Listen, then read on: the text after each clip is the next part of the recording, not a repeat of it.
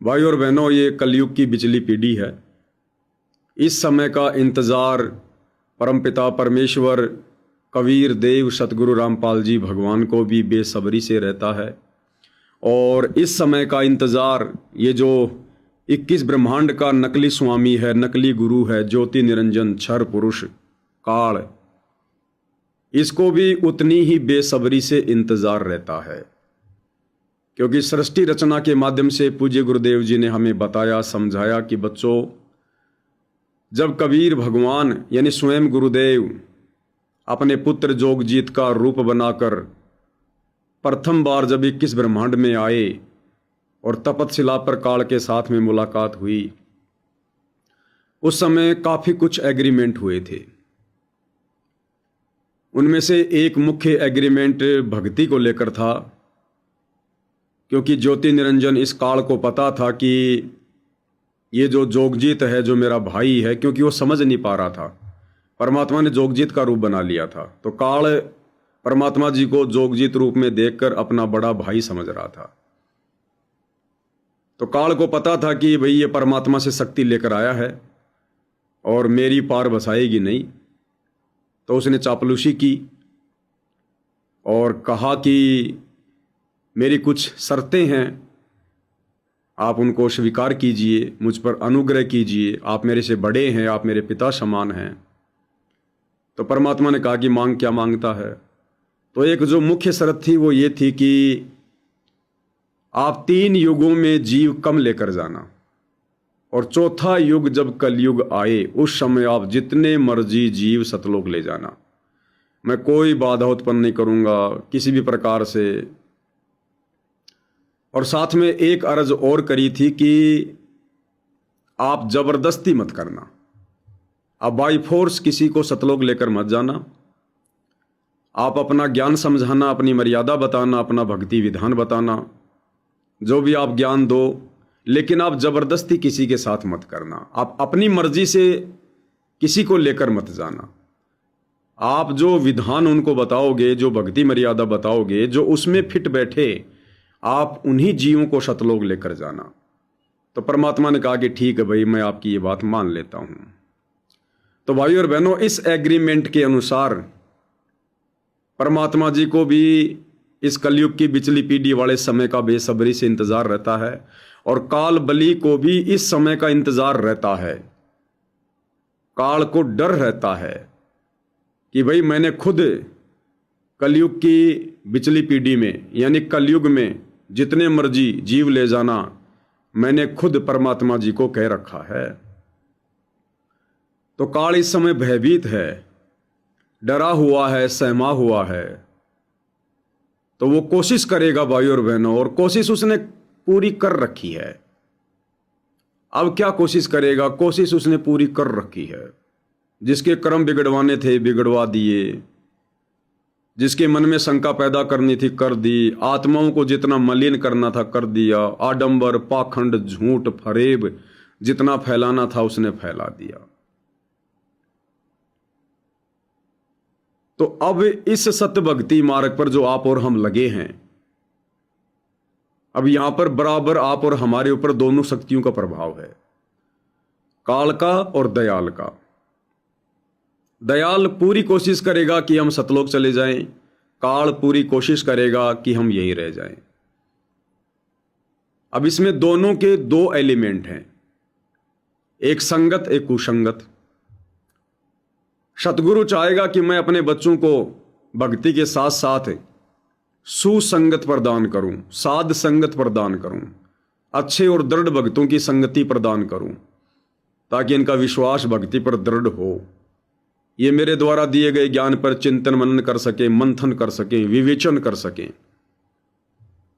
और काल पूरी कोशिश करेगा कि मैं इनको कुसंगत में डालूं, ताकि ये मर्यादा में रहकर भक्ति ना कर सकें, ये विश्वासी और दृढ़ ना बन जाएं। तो दोनों ही शक्तियां वर्तमान में संगत पर विशेष तौर से अपना पूरा कार्य कर रही हैं। अब ये जीव के संस्कार पर, उसके भाग्य पर निर्भर है कि सतगुरु रामपाल जी की शरण मिलने के बाद भगत को सुसंगत मिलती है या फिर कुसंगत मिलती है। और इस संगत और कुसंगत का प्रभाव भाई और बहनों आप जी भली भांति देख रहे हो। 2014 बरवाला कांड, गुरुदेव भगवान जेल जाकर बैठ गए कि भाई देखूं तो सही मेरे हैं कितने और काल के कितने हैं। ज्ञान तो सबको दे दिया, विधान सबको बता दिया, कोर्स पूरा कंप्लीट करवा दिया। अब परमात्मा छटनी कर रहे हैं, 2014 से परीक्षा चल रही है कि मेरे कितने हैं और काल के कितने हैं, कोयल के बच्चे कितने हैं और कौवे के कितने हैं। और इस बात का निर्णय आज भली भांति हो चुका है। जो कोयल के बच्चे हैं वो सब साध संगति से जुड़ चुके हैं, और जो कौवे के हैं यानी जो अभी भी काल प्रेरित हैं वो सारे के सारे सतलोक आश्रम मैनेजमेंट से जुड़े हुए हैं और वही कार्य कर रहे हैं जो कार्य वो काल उनको करने के लिए प्रेरित करता है। टोटली मनमाना आचरण। सतगुरु ने हमें जो अध्यात्म का पाठ पढ़ाया, भक्ति का जो पाठ पढ़ाया, हमें जो शिक्षाएं दी, आज उन शिक्षाओं पर सतलोक आश्रम मैनेजमेंट यानी सतगुरु रामपाल जी का कलयुगी परिवार, सतलोक आश्रम से जुड़े मुख्य भगत ना खुद मर्यादाओं में रहकर भक्ति कर रहे हैं और ना ही उन आश्रमों से जुड़ी आत्माओं को, भक्तों को मर्यादा में रहकर भक्ति करने दे रहे हैं। कारनामे आप जियों के सामने हैं, कभी धनाना में स्टेडियम बनाना, कभी कांग्रेस सरकार को वोट डलवाने के लिए उसका समर्थन करना, कभी बीजेपी को वोट डलवाने के लिए उसका समर्थन करना, राजनेताओं की रैलियों में संगत को भेजना, आन उपासना के केंद्रों पर जैसे परशुराम की जयंती पर संगत को भेज दिया, अयोध्या में भंडारा लगा दिया गया आन उपासकों के लिए, कबीर जयंती में भक्तों को अनाज मंडी सिरसा में भेज दिया गया, और भी कई प्रकार से जैसे जाट आरक्षण में संगत को बैठा दिया गया, करोड़ों रुपया चंदे के रूप में दे दिया गया। एक राजस्थान का गैंगस्टर था जो पुलिस एनकाउंटर में मारा जा चुका है, आनंदपाल सिंह, उसकी सीबीआई जांच के समर्थन में संतों को बैठा दिया, 5 लाख रुपए चंदे के रूप में दिए गए राजस्थान की अजमेर रैली में। कभी जाटों की धर्मशाला बनवाई जा रही है, तो कभी अन्नपूर्णा मुहिम के तहत, जो कि सतगुरु रामपाल जी के भक्ति विधान के बिल्कुल विपरीत है। अरे ये लोगों के मकान बनवाने की शुरुआत तो राम रहीम ने की थी, राम रहीम ने, और इन लोगों ने राम रहीम के उस कार्य को कॉपी कर लिया। और राम रहीम अपनी संगत में जो गरीब लोग थे, जो गरीब भगत थे, उनके मकान बनवाता था। डेरा सच्चा सौदा धन धन सतगुरु वाला राम रहीम, उसने अपनी संगत का पैसा जगत पे खर्च नहीं किया, फालतू के लोगों पर खर्च नहीं किया, आन उपासना करने वालों पर खर्च नहीं किया। जो गुरमीत राम रहीम के भगत थे, जो बेचारे थोड़े कमजोर थे, थोड़े जो गरीब थे, राम रहीम ने केवल उनके मकान बनवाए, हजारों की संख्या में, जितने मकान तो अभी तक सतलोक आश्रम वाले बना भी नहीं पाए। आज से 15-20 साल पहले से ही वो मकान बनवा रहा है, केवल अपनी संगत के मकान बनवाए ताकि संगत का पैसा संगत में खर्च हो, धर्म का पैसा धर्म में लगे। अब उस कार्य को इन सतलोक आश्रम वालों ने कॉपी कर लिया। फर्क इतना है कि भाई गुरमीत राम रहीम का जो मैनेजमेंट है वो थोड़ा सा चतुर नहीं है। गुरमीत राम रहीम की जो संगत है वो थोड़ी सोशल मीडिया से नहीं जुड़ी हुई है, जिस कारण से उनके कार्यों का प्रचार प्रसार नहीं हो पाया। और इधर जो सतलोक आश्रमों से जुड़े हुए हैं ये लोग सोशल मीडिया पर थोड़ा ज़्यादा प्रचार कर देते हैं। फर्क इतना ही है। बाकी ये जगह जगह मकान बनवाने की जो शुरुआत थी ये सबसे पहले गुरमीत राम रहीम ने की, संतों में सबसे पहले गुरमीत राम रहीम ने की। उसके बाद इन सतलोक आश्रम वालों ने उसको कॉपी कर लिया। तो ये जितने भी कार्य हैं भाई और बहनों, ये सतगुरु रामपाल जी के यथार्थ भक्ति मार्ग के विपरीत हैं। तो असरा भाई बहनों को स्पष्ट दिखाई दे रहा है कि काल सतलोक आश्रम कमेटी की बुद्धि पर बैठकर किस प्रकार से दिन ब दिन संगत को मर्यादाओं से दूर करता जा रहा है। दास कई बार जिक्र कर चुका है, आज फिर थोड़ा जिक्र करूंगा। अभी एक और काल प्रेरणा से नया ड्रामा इन लोगों ने संगत में शुरू करने का फैसला किया है। धीरे धीरे उसका प्रचार प्रसार भी शुरू हो गया है कि ये जो विश्व में जो घटनाएं घट रही हैं, जो युद्ध वगैरह हो रहे हैं, अशांति धीरे धीरे फैल रही है, इसको शांत करने के लिए हम सतलोक आश्रम वाले 1, 2, 3 मई 2026 को विश्व शांति के लिए सभी सतलोक आश्रमों में 3 दिन का अखंड पाठ करेंगे। तो गुरुदेव भगवान के आशीर्वाद से दास ने वैसे तो कई पॉइंटों के माध्यम से आप भाई बहनों को समझा दिया है कि ये जो विश्व शांति वाला जो मिशन ये लोग लेकर चल रहे हैं ना अखंड पाठ के माध्यम से, ये ज्ञान विरुद्ध है। इस भक्ति मार्ग में ये बकवाद नहीं चलती है। ये हमने अपनी आत्मा का कल्याण करवाना है। ये काल का लोक है, यहाँ शांति नाम की चीज नहीं और ना कभी हो सकती। यहाँ ये खुद भगवान ने श्राप दे रखा है। लेकिन ये सतलोक आश्रम वाले भाई ये तो वही करेंगे जो काल ऊपर से जो बटन दबाएगा, क्योंकि इनका रिमोट तो काल के हाथ में है। वो खुद कहता है कि बलवानों का बल, बुद्धिमानों की बुद्धि मेरे हाथ में है। तो ये आश्रम वाले तो वही करेंगे, गुरु के परिवार वाले तो वही करेंगे जो काल रिमोट दबाएगा। अब गुरुदेव ने भी समझाने में कोई कमी नहीं छोड़ी, क्योंकि पूरा कोर्स देकर आज हमारी परीक्षा ले रहे हैं। और मालिक को पता था कि ये काल मेरे परिवार वालों का रिमोट दबाकर ये मेरी संगत में कुसंगत फैलाएगा, भक्तों की मर्यादा तोड़वाएगा। तो परमात्मा जी ने बहुत सारी जगह पर बहुत सारे प्रमाण इनकी बकवादों के पहले ही दे रखे हैं। तो जिस प्रकार से सतगुरु रामपाल जी के ज्ञान विरुद्ध होकर ये सतलोक आश्रम वाले जो विश्व शांति की कामना के लिए जो ये 3 दिन का पाठ करने जा रहे हैं कि विश्व में शांति हो, विश्व में शांति हो, लड़ाई झगड़ा ना हो, लड़ाई झगड़ा ना हो, तो ये अपने गुरुजी के ज्ञान के विरुद्ध कार्य करने जा रहे हैं। ये तीनों समय की जो आरती है, एक नित्य नियम की हमें जो पुस्तक मिलती है, ये तीनों समय की आरती का सरलार्थ है जो गुरुदेव भगवान ने कर रखा है, यथार्थ भक्ति बोध का सरलार्थ। इसमें असुर निकंदन रमैणी और असुर निकंदन रमैणी का जो सरलार्थ है पेज नंबर 154 154। इसमें आदरणीय गरीबदास जी की वाणी है और आदरणीय गरीबदास जी ने एक भविष्यवाणी की हुई है। कौन थे गरीबदास जी? खुद कबीर परमात्मा जी थे, स्वयं बंदी छोड़ थे, यूं कह लीजिए स्वयं सतगुरु रामपाल जी।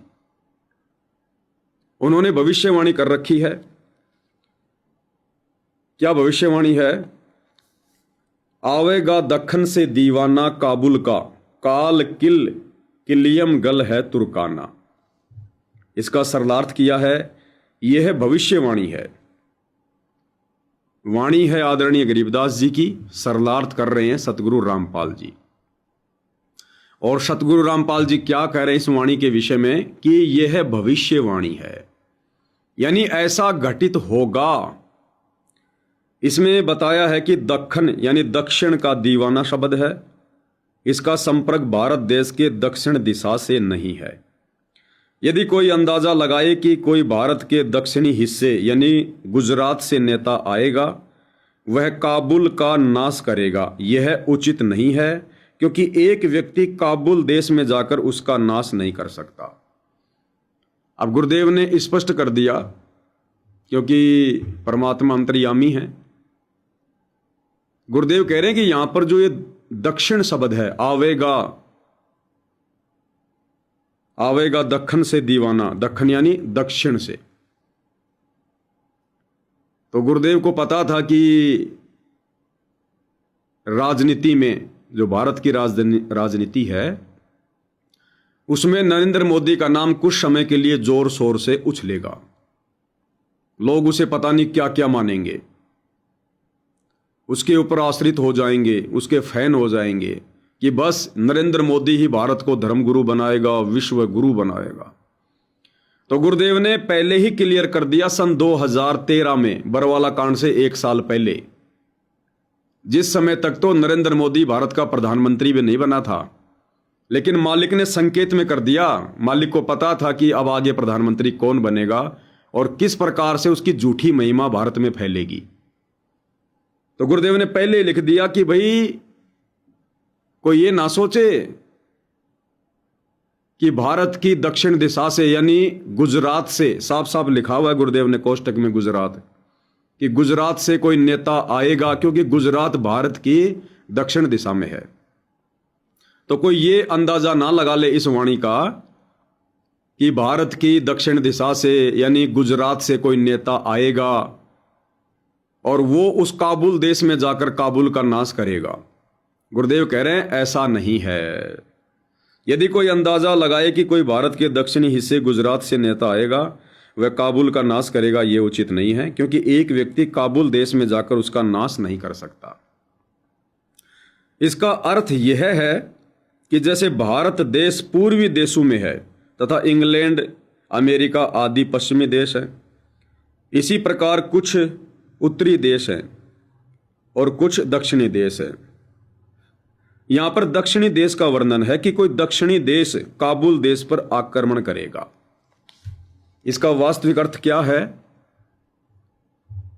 जैसे हम भारतवासी हैं, विश्व के मानचित्र में हम जो है हम पूर्वी देशों में हैं, इंग्लैंड, अमेरिका जो है ये पश्चिमी देशों में है विश्व के मानचित्र के अनुसार। इसी प्रकार कुछ देश विश्व के मानचित्र के अनुसार उत्तरी दिशा में हैं तो कोई दक्षिणी दिशा में है। तो गुरुदेव कह रहे हैं कि विश्व के मानचित्र में जो दक्षिणी देश हैं उन दक्षिणी देशों में से कोई एक देश सबसे पहले काबुल पर आक्रमण करेगा। अफगानिस्तान काबुल पर, अफगानिस्तान की राजधानी काबुल। तो विश्व के मानचित्र में जो दक्षिणी देश है, यानी भाइयों और बहनों, तीसरा विश्व युद्ध वास्तव में कहां से फैलेगा? ये जो लोग कह रहे हैं ना कि तीसरा विश्व युद्ध शुरू हो गया, कुछ नहीं हुआ, अभी तो शुरुआत भी नहीं है। ये भविष्यवाणी परमात्मा जी की है। क्या कह रहे हैं परमात्मा? कि विश्व के दक्षिणी दिशा में जो देश हैं उन दक्षिणी दिशा के देशों में से कोई एक देश काबुल पर आक्रमण करेगा। फिर उस काबुल की रक्षा के लिए, क्योंकि काबुल क्या है?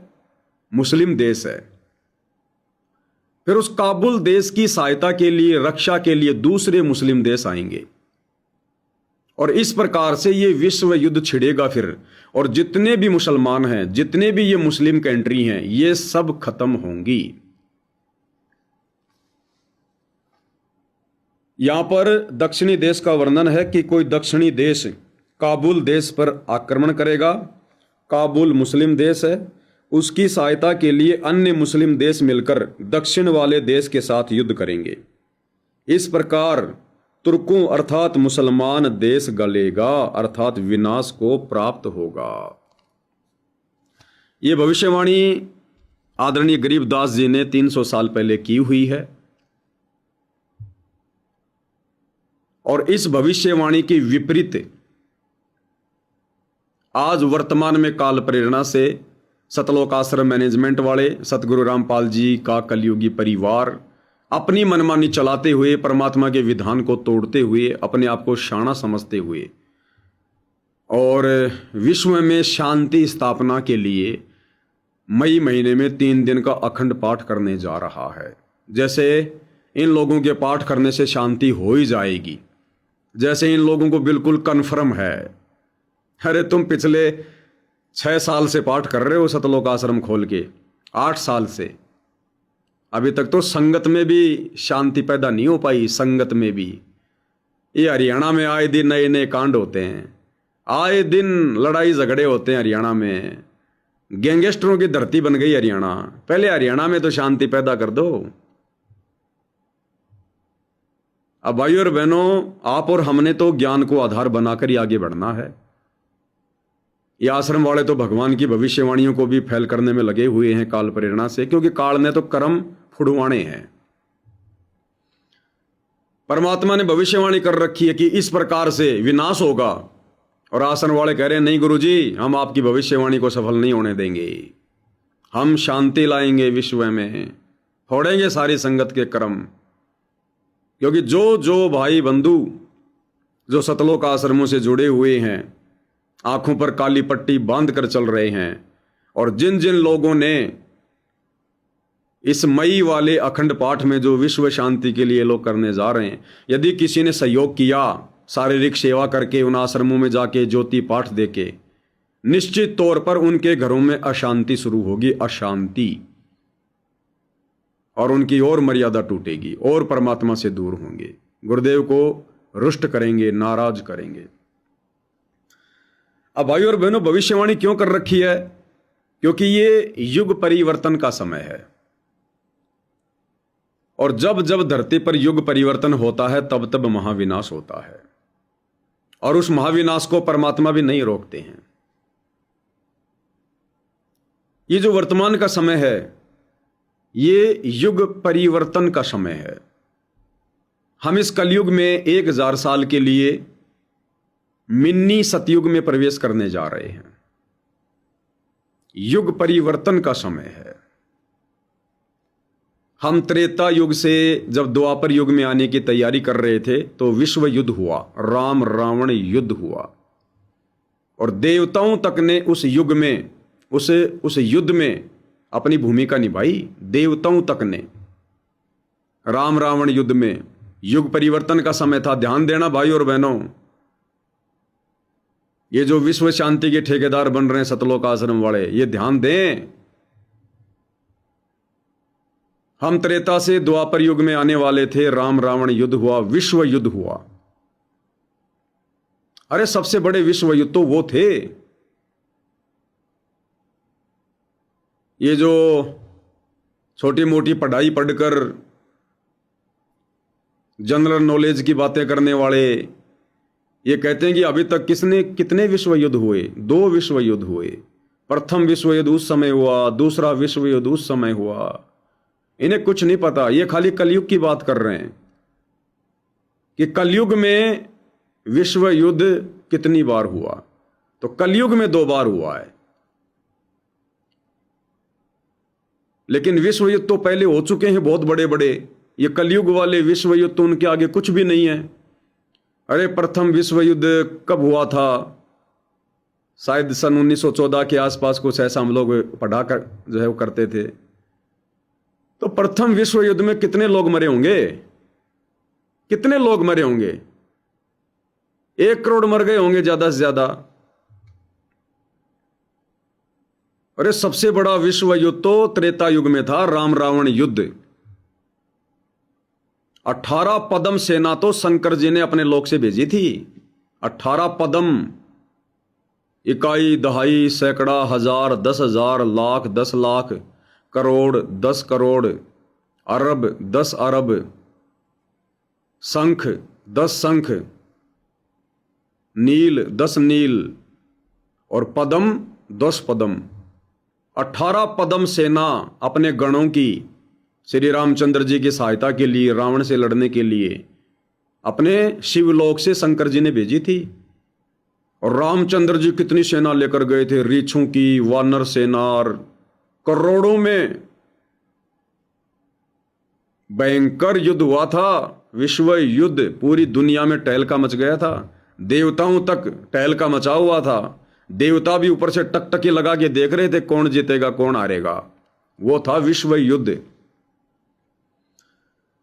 क्या उस समय परमात्मा धरती पर नहीं थे? क्या उस समय परमात्मा जी के भगत नहीं थे? क्या उन भक्तों को विश्व शांति की बातें याद नहीं आई? अरे परमात्मा उस समय भी थे भाई, मुनिंदर ऋषि के रूप में। फिर परमात्मा ने शांति क्यों नहीं पैदा की? अपनी संगत को कह के कोई शांति का पाठ क्यों नहीं करवाया कि भक्तों, एक औरत के लिए और करोड़ों अरबों लोग मरने जा रहे हैं, कितने घर बर्बाद होंगे, कितने बच्चे अनाथ हो जाएंगे, कितनी औरतें विधवा हो जाएंगी, हाहाकार मच जाएगा। बच्चों, एक 3 दिन का शांति पाठ शुरू कर दो। क्या कभी मुनिंदर जी ने, इस कबीर भगवान सतगुरु रामपाल जी ने, जो त्रेता युग में मुनिंदर जी के नाम से आए थे, इतनी बड़ी जनहानि होने जा रही थी, विश्व युद्ध, क्या परमात्मा जी ने बीच में कोई इंटरफेयर किया? ये परमात्मा सतलोक से चलकर जिस कार्य के लिए आते हैं, अपने बच्चों को भक्ति समझाने के लिए, उनसे भक्ति करवाने के लिए, ये परमात्मा उसी कार्य तक सीमित रहता है। इस काल के किसी भी अड़ंगे में परमात्मा बीच में पाव नहीं देता। एग्रीमेंट हो रखा है। ये परमात्मा अपने वचन का पक्का है। काल ने क्या कहा था? जबरदस्ती ना करना, आप अपना ज्ञान समझाना, जो आपका ज्ञान समझे वो ठीक, उसको शांति दे देना। बाकी मैं क्या करूंगा क्या नहीं करूंगा, आप जी बीच में इंटरफेयर ना करना। तो ये परमात्मा वचन का पक्का है। तो क्या उस समय परमात्मा 3 दिन का पाठ नहीं करवा सकते थे? क्या हवन नहीं करवा सकते थे? उस समय भी तो कहीं न कहीं आश्रम बना के ज्ञान दिया करते थे। नल और नील ने भी तो आश्रम में जाके नाम लिया था। नल और नील तो आश्रम में सेवा भी किया करते थे, लोगों के कपड़े धोने की। अरे शांति तो छोड़ो, खुद परमात्मा ने उन दुष्टों के विनाश के लिए भूमिका निभाई। कहां शांति, कहां पाठ? रामचंद्र सेना लेकर जा रहा था लंका में युद्ध करने, अशांति फैलाने। परमात्मा ने उल्टा सहयोग किया उसमें, समुद्र पर पुलिया बनवाकर कि करो दुष्टों का नाश। जो ज्ञान से नहीं समझेगा वो ऐसे ही मरेगा, जो संतों की बातों पर ध्यान नहीं देगा वो ऐसे मरेगा लड़ झगड़ के। उल्टा कबीर भगवान सतगुरु रामपाल जी ने, जो त्रेता युग में थे, उन्होंने तो उस विश्व युद्ध में शांति के बजाय रामचंद्र जी का वो पुलिया बना के सहयोग किया, करो दुष्टों का नाश। जो भक्ति नहीं करेंगे वो ऐसे मरेंगे। अरे और तो और, खुद परमात्मा ने उस विश्व युद्ध में रावण का वध किया सूक्ष्म रूप में। खुद कबीर भगवान सतगुरु रामपाल जी ने रावण का वध किया उसमें। काहे का 3 दिन का पाठ, काहे की शांति। उसके बाद में द्वापर युग, महाभारत का युद्ध हुआ, विश्व युद्ध हुआ। युग परिवर्तन का समय था। हम द्वापर से कलयुग में एंट्री कर रहे थे। तो जब जब युग परिवर्तन होता है, महाविनाश होता है। 18 करोड़ सेना कट कट के मरी थी। 18 करोड़ सेना। क्या द्वापर युग में उस समय परमात्मा नहीं थे क्या? अरे जिस समय महाभारत का युद्ध हुआ, क्या उस समय धरती पर करुणा में ऋषि नहीं थे क्या? ये कबीर भगवान सतगुरु रामपाल जी करुणामय के नाम से उस समय, जिस समय महाभारत का युद्ध हो रहा था, धरती पर ही थे। अरे युद्ध के बाद पांडवों की यज्ञ सफल करने के लिए सुपच रूप में गए थे ना। उस युद्ध में तो परमात्मा नहीं गए ना शांति स्थापित करने के लिए। ना पांडवों को समझाने गए, ना कौरवों को समझाने गए कि भैया मत लड़ो मत लड़ो, काल के साथ एग्रीमेंट है। अरे द्वापर युग में भी परमात्मा ने छोटा मोटा कोई आश्रम खोल रखा होगा मेरे भाई। इतने भक्तों को जगाया था, नाम दिया था, करवा देते परमात्मा। 100-200 क्विंटल घी का छोटा सा हवन 3 दिन का पाठ करवा देते। क्या दिक्कत हो रही थी? युद्ध रुक जाता, कितने लोग मरने से बच जाते। क्या भगवान निर्दयी है क्या? भूमिका नहीं निभानी चाहिए थी गुरुजी ने द्वापर युग में? 18 करोड़ सेना मर गई। 7 करोड़ पांडवों की, 11 करोड़, सॉरी हाँ 7 करोड़ पांडवों की, 11 करोड़ उन कौरवों की। 18 करोड़ सेना मर गई। धरती पर हाहाकार मच गया। कितनी औरतें विधवा हो गई थी, बच्चे अनाथ हो गए थे, लाश उठाने वाला कोई नहीं था। भगवान को शांति याद नहीं आई उस समय? 3 दिन का पाठ याद नहीं आया कि भाई ये भी तो मेरे बच्चे हैं, विश्व में शांति फैल रही है? दे देते अपने भक्तों को आदेश कि भाई 3 दिन का पाठ करो।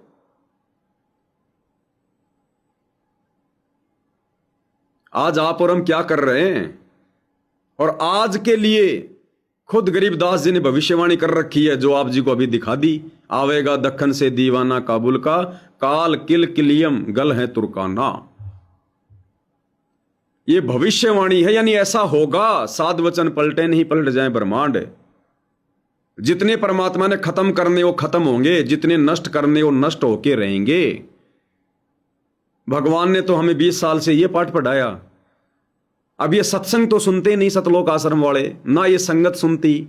अगर संगत सत्संग सुनती, इन वाणियों को समझ पाती, तो क्या अपने कोऑर्डिनेटरों से सवाल नहीं करती? क्या गुरुजी के परिवार से संगत वाले सवाल नहीं करते कि भैया गुरुजी ने तो खुद युद्ध की भविष्यवाणी कर रखी है, तुम कह रहे हो शांति शांति, तुम तो गुरुजी के खिलाफ चल रहे हो।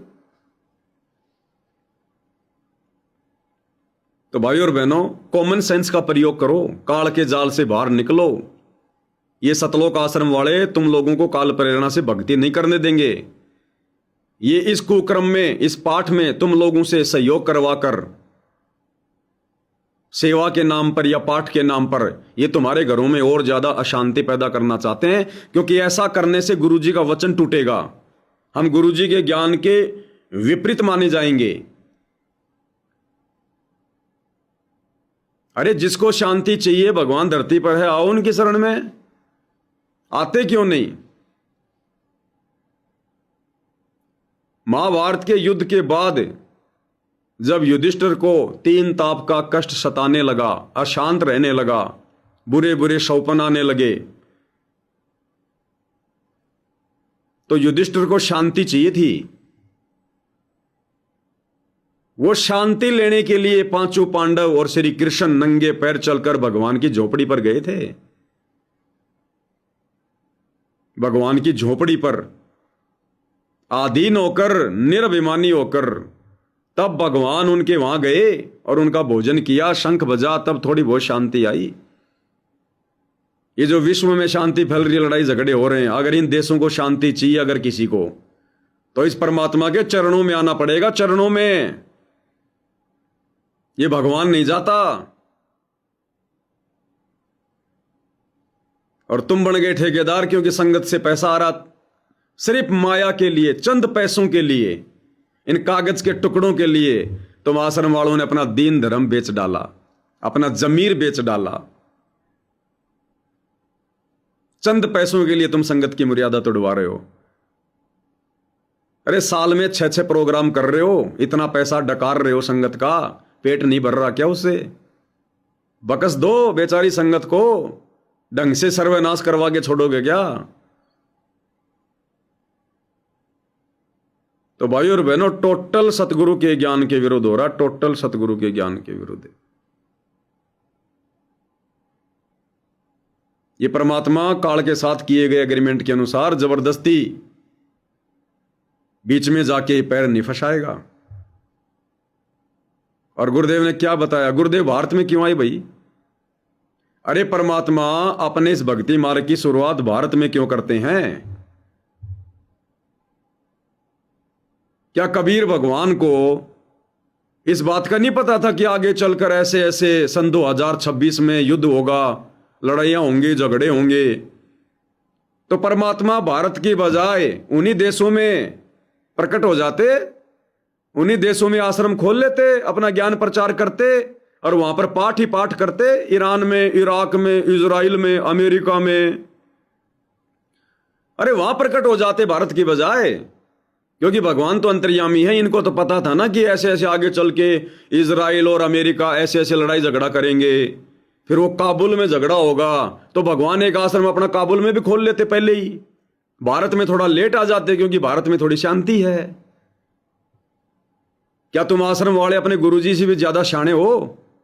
अपने गुरु से ज्यादा समझदार हो तुम? अगर तुम्हारे गुरु ने ऐसा करना होता तो इराक में एक आश्रम खोल लेते, ईरान में आश्रम खोल लेते, आमास में खोल लेते, जो पूरा शहर मलबे में तब्दील हो चुका है इजराइल के हमले से।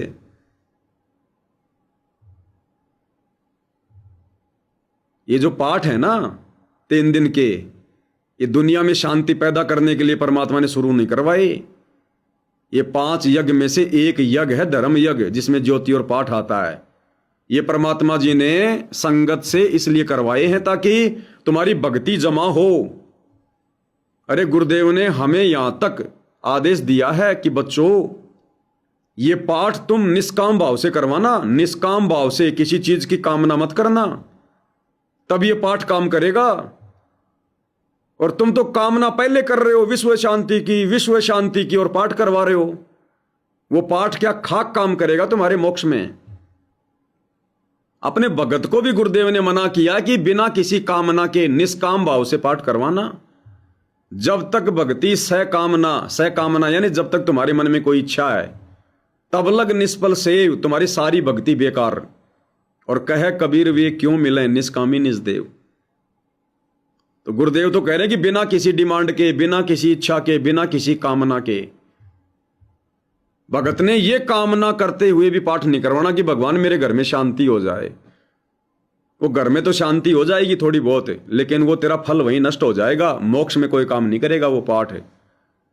अब तुम ये जो 3 दिन का पाठ जो मई में जो करवाने जा रहे हो, तुमने तो पहले ही संगत में शोर मचाना शुरू कर दिया विश्व शांति के लिए, विश्व शांति के लिए। तो कामना तो तुमने पहले कर ली, जबकि निष्काम भाव से काम होना चाहिए। तो अरे थोड़ी बहुत तो कॉमन सेंस का प्रयोग करो जरा, तो कहीं तो गुरु जी के ज्ञान को आधार बनाओ। क्यों डले ढो रहे हो? क्यों परमात्मा जी को भी दुखी कर रहे हो तुम? तो ये आश्रम वाले तो भाई और बहनों नहीं सुधरेंगे, नहीं संभलेंगे, क्योंकि ये तो स्पेशल काल के द्वारा ड्यूटी पर लगाए गए हैं। ये तो वही करेंगे जो काल ने इनको करने के लिए भेजा है। लेकिन संगत से हम प्रार्थना करेंगे, निवेदन करेंगे, जो भाई बहन इन आश्रमों में जाते हैं, अरे कम से कम तुम लोग तो थोड़ा ज्ञान को आधार बनाओ। इन्होंने तो तुम्हारा बेड़ा गर्क करने का ठेका ले रखा है। अरे तुम लोग क्यों जुड़े हो गुरु जी से? किस लिए जुड़े हो? टाइम पास के लिए जुड़े हो? कोई भक्ति के लिए, कोई मुक्ति के लिए? तुम्हारा कोई प्रयोजन तो होगा, कोई कोई कोई टारगेट तो होगा, या खाली भूत बात भगाने के लिए जुड़े थे? सत्संग वत्संग सुनते हो कि नहीं सुनते? अब बेच खाई सारी बुद्धि, लड्डू जलेबी बर्फी के नीचे दब गया पूरा ज्ञान। अरे कहीं तो गुरु के ज्ञान को आधार बनाओ। तो भाई और बहनों, समझाना जरूरी है, क्योंकि हम सब एक ही परमात्मा के बच्चे हैं। और जैसी भी भूमिका हम इस समय निभा सकते हैं, इस परीक्षा के समय में हमने निभानी चाहिए, सबने निभानी चाहिए। क्योंकि आने के बाद गुरुजी पूछेंगे कि मेरी गैर हाजिरी में, जिस समय यह परीक्षा का दौर चल रहा था, संगत में काल प्रेरणा चरम सीमा पर थी, उस समय तुमने अपने भगत भाई बहनों को समझाने के लिए, उनको दृढ़ता देने के लिए तुमने मेरे मिशन में क्या भूमिका निभाई? क्या जवाब दोगे गुरुजी को उस समय? क्या जवाब दोगे? गुरुजी मैं तो काम धंधे में लगा हुआ था, मेरे से तो घर का खर्चा ही पूरा नहीं हो रहा था। ठीक भाई, तो काम ही करा आगे। गुरुजी मैं क्या करता, ये मैनेजमेंट वाले डरा देते थे, धमका देते थे, पीले पर्चे निकाल देते थे। ठीक है भाई, तू इतना डर पाओगा तो फिर गिदड़ बन, सारी जिंदगी डर डर के निकाले। गुरुजी मैं क्या करता, मुझे तो पैसे पैसे दिखाई दे रहे थे, मेरे घर पर तो नामदान सेंटर खोल दिया गया था गुरुजी, माया आ रही थी माया, और माया का रस पिए कर मैं हो गया डामाडोल। तो गुरुजी भी कह देंगे ले भाई, हमने भी तेरे दिए सारे किवाड़ खोल, जा कर मौज मस्ती और कर ले और जुमले माया में। जो जैसी भूमिका वर्तमान में सतगुरु रामपाल जी की गैर हाजिरी में इस परीक्षा के समय में इस संगत में निभाएगा, निभा रहा है, वैसा ही उसका रिजल्ट आएगा, वैसा ही उसका परिणाम उसके सामने आएगा।